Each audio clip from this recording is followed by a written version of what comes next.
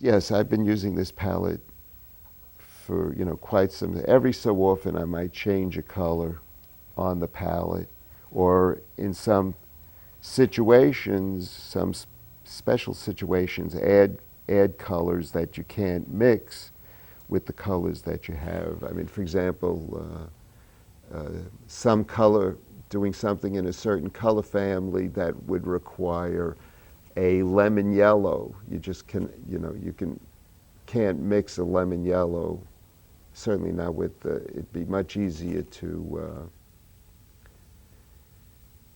add lemon yellow to your palette if a particular kind of color scheme you were painting required that kind of a color. So there are times you add colors to your palette, or I add colors to my palette, for particular.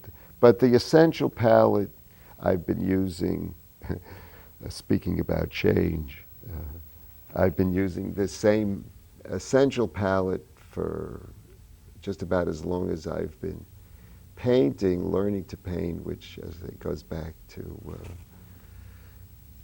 the 60s.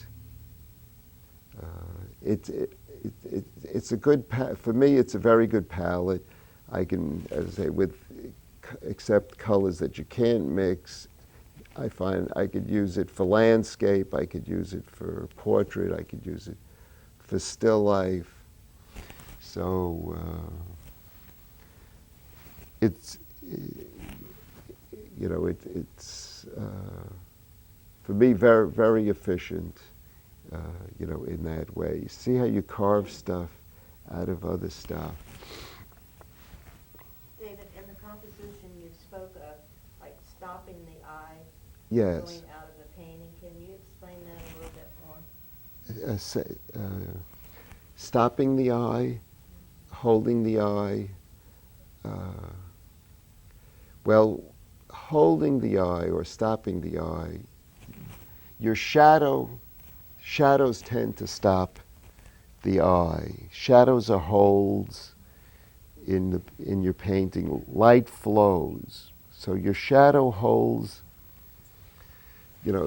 this, so the shadow, the last shadow in a series, last shadow in a series holds the eye.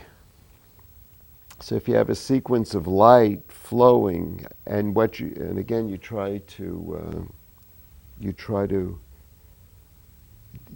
have those two forces. You have those two forces that you're dealing with, light and shadow, and the shadow is a hold.